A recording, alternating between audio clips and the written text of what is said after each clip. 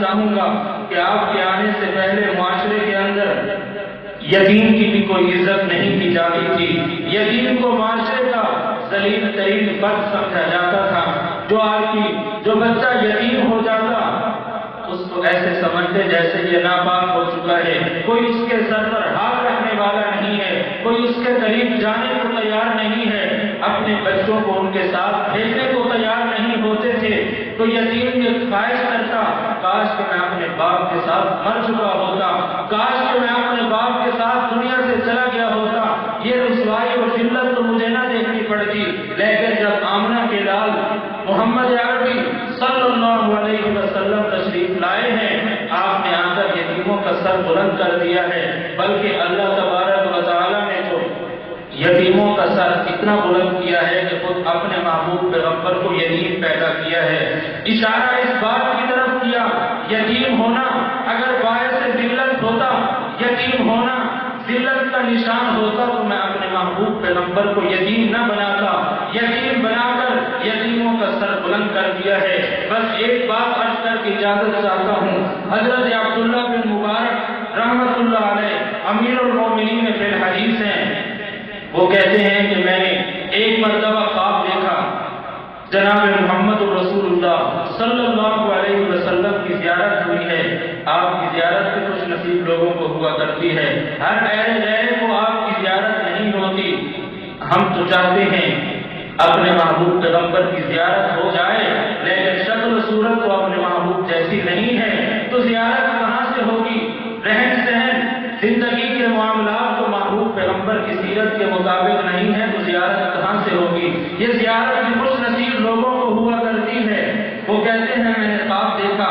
اللہ کے محبوب پیغمبر نے، یہ بڑا عجیب واقعہ ہے، اس کو غور سے سننا ہے، پھر پتہ چلے گا کہ یتیم کی معاشرے کے اندر کیا عزت ہوتی ہے، اس کا کیا مقام ہوتا ہے۔ فرماتے ہیں اللہ کے محبوب جناب محمد رسول اللہ صلی اللہ علیہ وسلم نے مجھے کہا کہ ابراہیم نامی آدمی کو میرا سلام دینا اور اس کو کہنا کہ کل قیامت کے دن جنت کے اندر تیرا گھر میرے گھر کے سامنے ہوگا۔ حضرت عبداللہ بن مبارک کہتے ہیں ابراہیم نامی آدمی کو میں جانتا ہی نہیں کہ وہ کون ہے، اپنے شاگردوں سے معلوم کروایا تو پتہ چلا کہ ابراہیم نامی آدمی یہودیوں کا بڑا عالم ہے، یہودیوں کا بڑا مربی ہے، یہ یہودی ہے۔ شاگردوں کو کہا کہ اس کے ساتھ میری ملاقات کا انتظام کرایا جائے، میں اس سے ملنا چاہتا ہوں۔ شاگردوں نے کہا کہ حضرت آپ مسلمانوں کے بہت بڑے عالم ہیں، علامہ فہامہ ہیں، امیر المومنین فی الحدیث ہیں،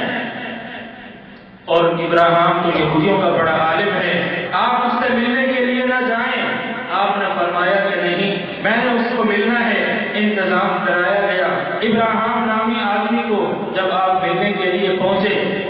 بالکل ضعیف اور عمر تھا، بوڑھا ہو چکا تھا، اس کی آنکھوں کے بال بھی یہاں تک آ چکے تھے، ابروں کے بال آنکھوں سے کراس کر چکے تھے، تو ضعیف اور عمر بوڑھا تھا۔ آپ نے اسے کہا کہ خلوت میں علیحدگی میں تم سے بات کرنا چاہتا ہوں، کمرے کو خالی کرا دیا جائے۔ پھر حضرت عبداللہ بن مبارک نے ابراہیم نامی آدمی کو کہا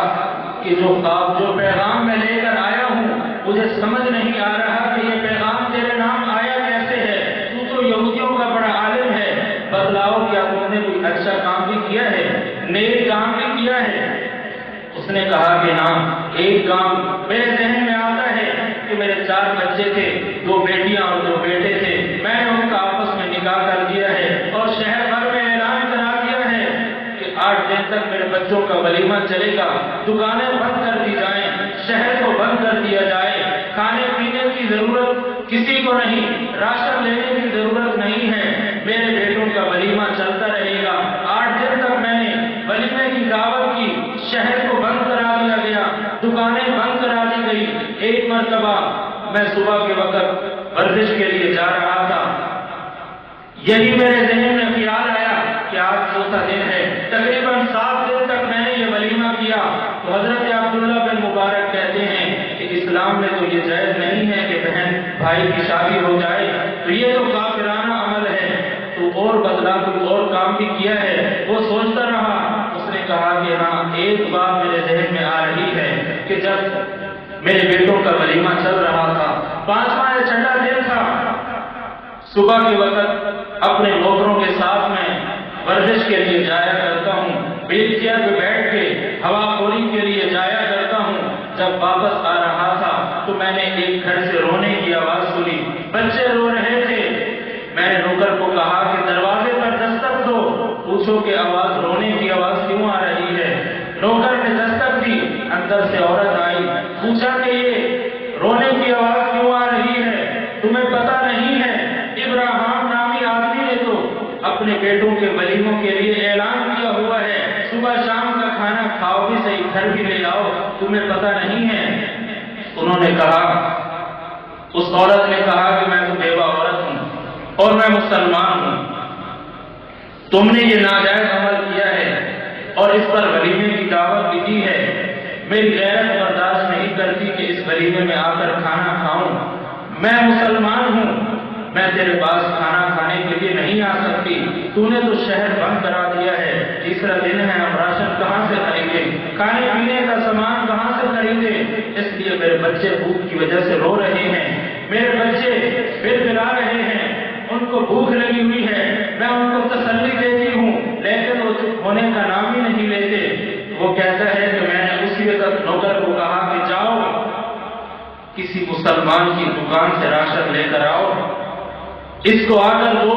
میں اس وقت تک یہاں سے نہیں جاؤں گا جب تک کہ بچوں کے چہروں پر مسکراہٹ نہیں دیکھوں گا۔ میں وہیں پر بیٹھا رہا، نوکر سامان لے آیا، بیوہ عورت کو کہا کہ کھانا بناؤ، بیوہ عورت نے کھانا بنایا، کھانا تیار کیا، بچوں کو کھلایا۔ جب بچے کھا کر سیر ہو گئے پھر بچوں نے دوڑنا شروع کر دیا، کھیلنا شروع کر دیا،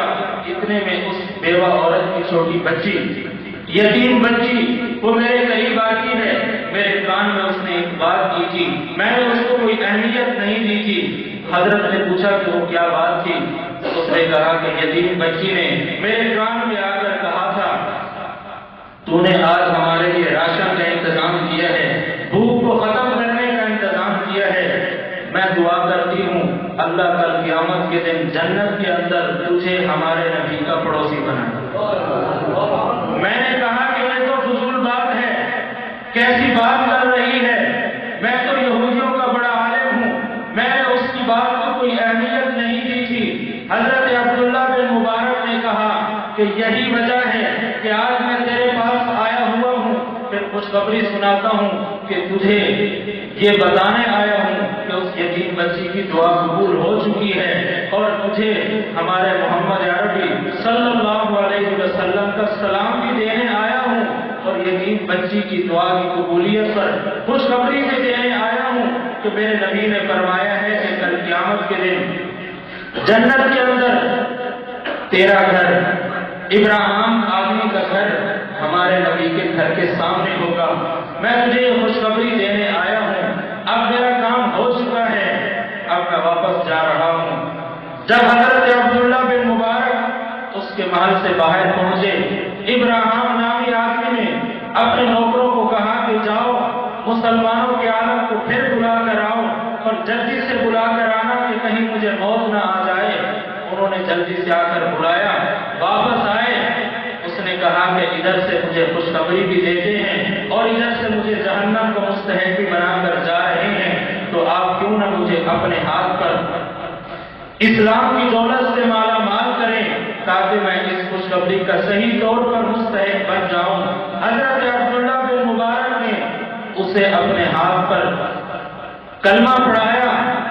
اسلام اس نے